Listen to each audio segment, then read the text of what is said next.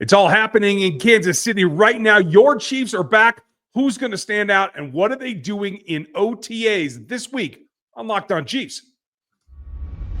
From the land of the free and the home of the Chiefs, this is the Locked On Chiefs podcast. Welcome back to Locked On Chiefs, part of Locked On Podcast Network, your team every single day, because we're free and available all that time, as are the rest of Locked On shows. Thanks for making us your first listen, like you locos that listen every single day. That's why we do this. Thanks for making us your first. Go check out another Locked On show for your next one. We're going to have all kinds of stuff for you. You can get that much more information, breaking news, etc., at our text line at 816-357-8781. And there's not an ode to former players, but, Trav's number is in there. You got to dig it when you can. We're going to have some fun. Spags guys are back in town. What's it going to look like? What's the treatment that they're going to get? That's coming up later in the show. Before that, Mahomes has a slew of new weapons in different places, and they're going to put it together, and we're going to start to see flashes. What will it look like? That's coming up next. But we start as activities begin in what is Phase 3. We'll talk with Matt tomorrow about quote unquote, but organized team activities. What are they? What does it mean? And what can we really take from it? That starts right now. The bottom line is you get a glimpse of new players, whether it's draft choices or guys that have been brought in via free agency. You get a look sometimes at recovering players, guys who had injuries last year. We should get a little bit of that as well. Nothing is guaranteed. There are competing philosophies about what OTAs should be. I don't think Andy Reid subscribes to any of them. So it's going to be whatever he thinks is the best situation for a guy on a given day, in my opinion. Andy Reid is always just one of those coaches that is going to do things his way. And I mean, he has to deal with the rules. But other than that, he's going to do things the way he thinks it needs to be done. And I mean, you're not going to have hitting. You're not going to have, full contact. And I get all that, and that's fine. But this is a chance to see some of those guys coming back from injury. This is a chance to see how you can get those rookies that you just drafted into the offense, into the defense, see how they understand the scheme as they've had time to study their playbooks. Yeah, and study is a significant portion of it. The mental side, I think, is very different. We'll talk about the physical side with Matt tomorrow. But for that much more, if you want to exercise the mental side, check out KC Chiefs Quarter, where Chris is doing his work in the written form. NFL 33 is where my staff puts out all the written content, and they even help me produce some too. Lord knows that's an obstacle. But you can also find more of my video work over at RGR Football as well. I think getting ready to this is a whirlwind for rookies. It's pretty straightforward. Your draft training, your combine, go through the process, get drafted, get signed as a free agent, whatever.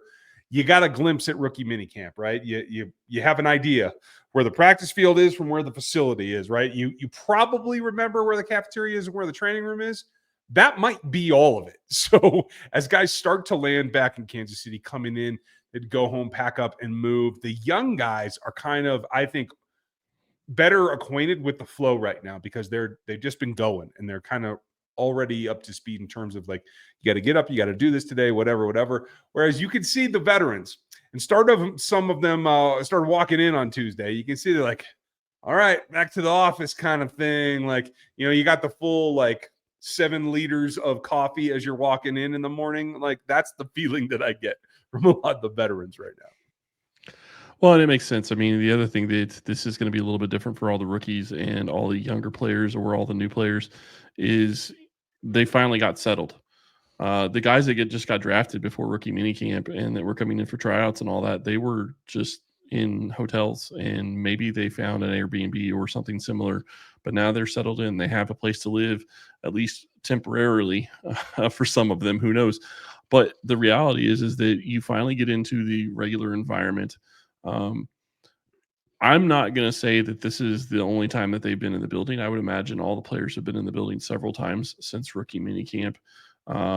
They're probably training there, maybe eating there, maybe doing rehab. It just really depends on which player we're talking about. But getting them all together and starting to build that team chemistry, starting to build that team camaraderie is what is going on right now. And that's part of what I think really helps with OTAs.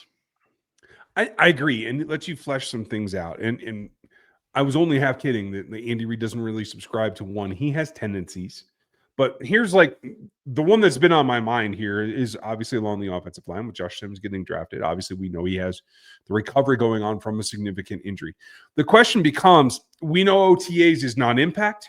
We know that it's not offense versus defense. We know that it's a lot of repetitious pass sets, etc. It is a passing camp, but it's not contact. You're not looking at, trying to avoid clutter at your knees or anything like that. So my personal philosophy is if Josh can do that, get him out there now in the first couple of weeks of phase 3 and not push it for training camp. Others would say, hey, he's still in rehab. You got to continue to take it easy on him, and maybe you'll get him for training camp. I think it's the former, but how do you feel about it? I definitely think that if you are not going to have guys, I mean, the reality is that this is the NFL. People get hurt doing just about any kind of drill. The Bills have already lost Joey Bosa for OTAs for a bit. So, I mean, yeah, he's injury prone and I get all that. But, you look at this and it's one of those things where you have to just make the decision. Are you playing football or are you going to be a little bit more cautious? And the reality with Simmons is the training staff has a lot better idea where he is than you and I do. But the other part of it is, can they keep him to where he can just be out there for, even if it's second team drills, just working with the guys and being able to move and get on the field and do that kind of stuff. If he's able to do that, then I think you have him do it. If they feel like there's a risk, then obviously you don't have him do it. And you have him wait until he is as close to 100% healthy as he's going to be. And that could be now, or that could be in a couple of weeks, or it may not be this year. We don't know. That's the big question that I think everybody has about him right now. It's hard to project. Some things you have to kind of take it one step at a time, right? And maybe you get more information and things change. The other thing that we have to get more information on is who Patrick Mahomes is going to be targeting. There's plenty of new ones. And one guy in particular stands out for who will be the magic man of this OTA period. We'll tell you about him coming up next. The NBA playoffs are in full swing, and every night delivers the highlight-worthy performances, major momentum swings, and the can't-miss moments, whether it's a game-winning shot or a breakout player. There's never a better time to get into the action. FanDuel makes that super easy to stay in the game before the tip-off and when it's live. With player props, performance trends, as well as same-game parlays, fans have more ways to play than ever before and to win big. All you got to do, especially if it's an injury night or something is crazy going to happen, you can get into the action right away. If you've got a read on who's heating up because of it, right now you can get on the same game parlay. Easy, and you can win big with it. If you're new to FanDuel right now, it's the perfect time to sign up. Head to FanDuel.com and place your first $5 bet. If that bet wins, you get $200 in bonus bets. Make every moment more with FanDuel, the official sportsbook betting partner of the NBA.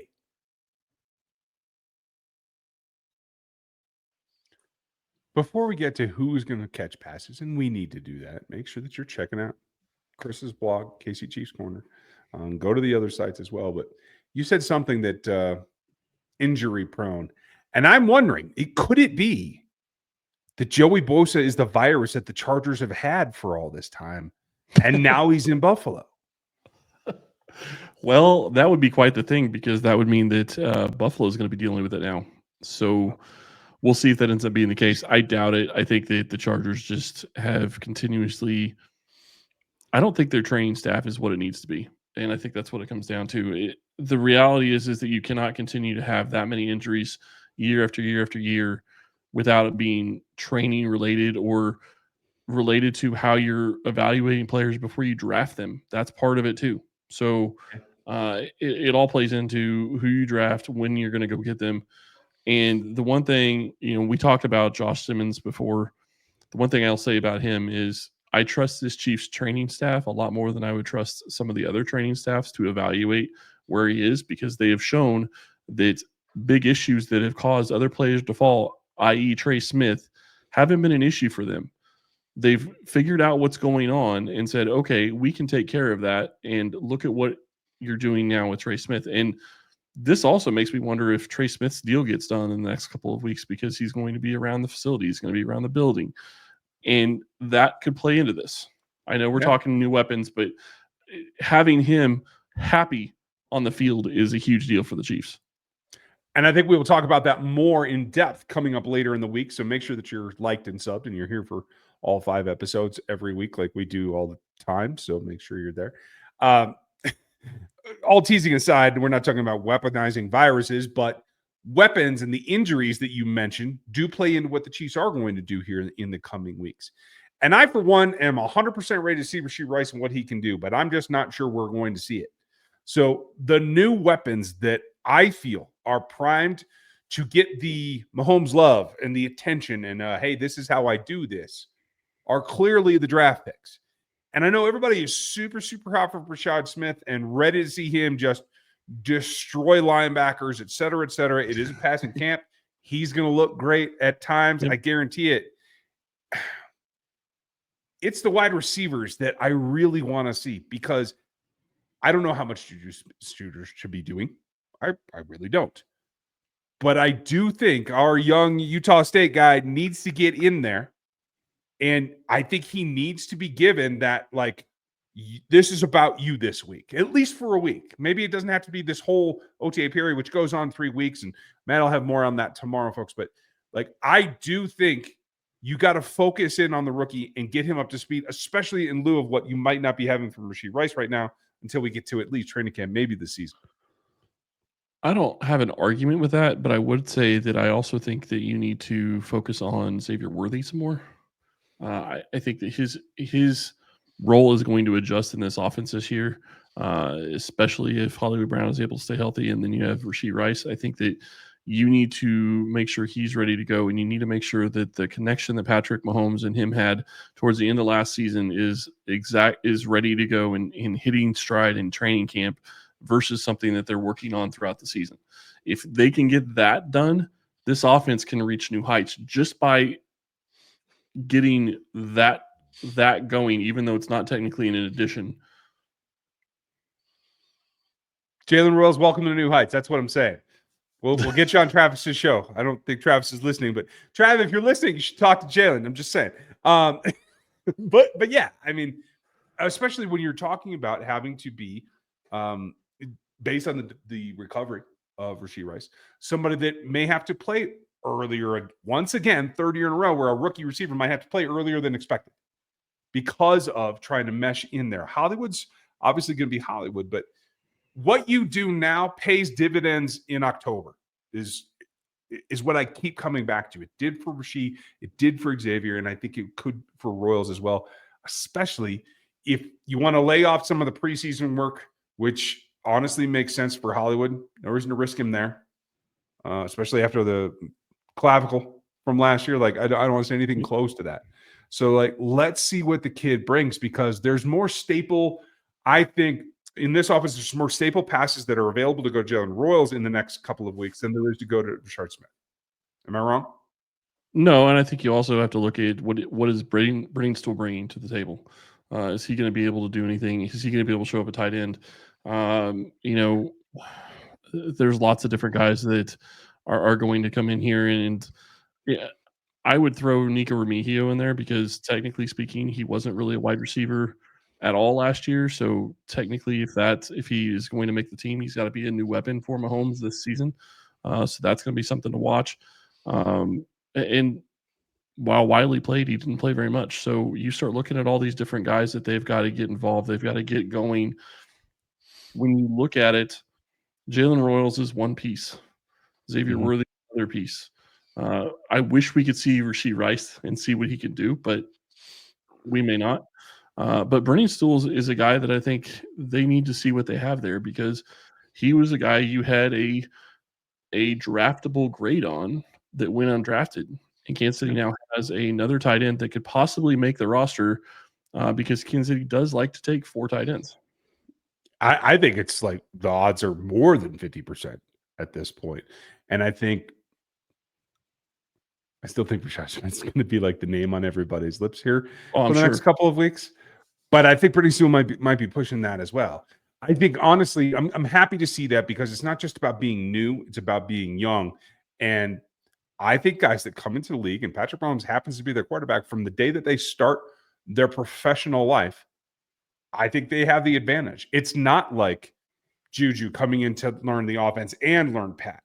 It's like it feels like it's more synergy for the young guys that start their career in Kansas City than the guys that come in as free agents. Well, and speaking of guys that were coming as free agents, what's Elijah Mitchell bring? Right. I mean, you're talking about new weapons. What is he going to bring to this offense? What is he going to show? This is a perfect time for a guy like him to get in there and be able to show some things in the passing game. Yeah. In fact, I'd argue he has to, given the fire rookie lining up behind him. And he will line up behind him, folks. It's just how many reps they get, et cetera. You want to get a look at your ones and your twos primarily, but you got to find out what you have with everybody else. It's part of the process. And Spags knows it well. Who are his guys going to get that attention? That's coming up next.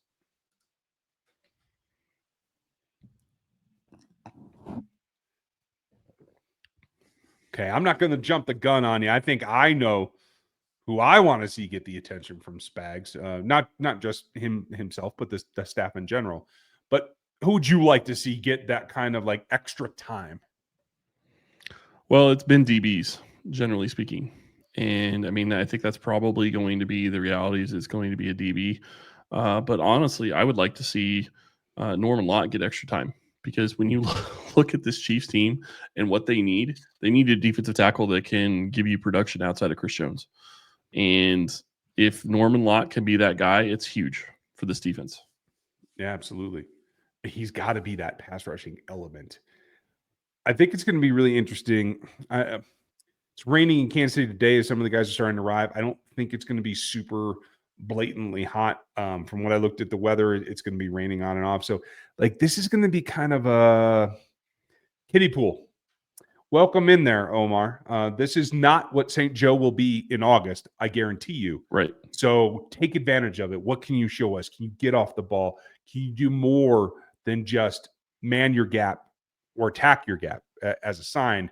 Can you show us something? Because he's more than likely going to see Trey Smith, which I'm here for. That's what I'm wanting to watch. So I love that matchup off the bat.